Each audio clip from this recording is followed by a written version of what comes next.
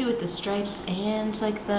Actually, the margay is very, the rosettes in the back of the hips are very particular. So it's one of the things that I used to kind of identify what she was. Oh. There's a couple of things.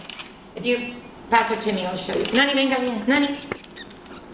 Okay, there's the rosettes, which are very particular to them. Wow. Okay, there's can't remember now. It's almohadilla in Spanish. Yeah. This part Oh, here. like the foot pads?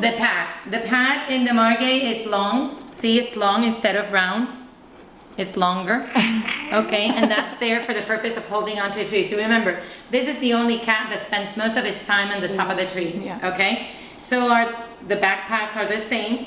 Okay, you have really long pads, and then you have this very cool thing, which is the only cat that can turn their parts from here 180 degrees to be able to go down a tree just like a squirrel will. Okay? Well, Wow. yeah. And then there's the really long tail, which is almost 70% as long, as her body. Yeah. Yeah.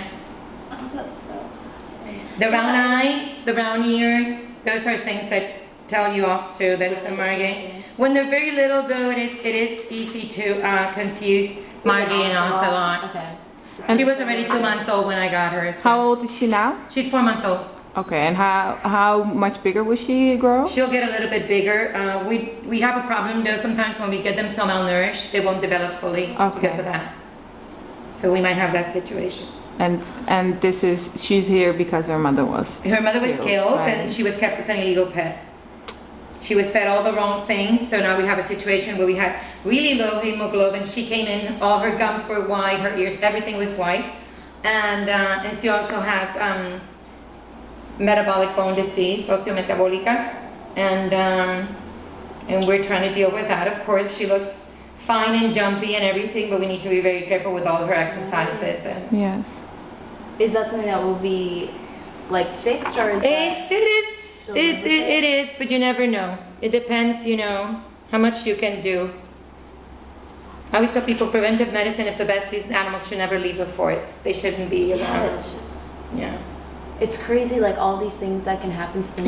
Yeah, it's a very sad privilege. We love what we do, but we wish we didn't have to do it. Yeah. Like all those things are just naturally taken care of, Yeah. Like it's just... And I mean, like I said, when you look at it, this is an animal that in the wild would have a cub every 2 years, and that cub would have 50% chance of only surviving.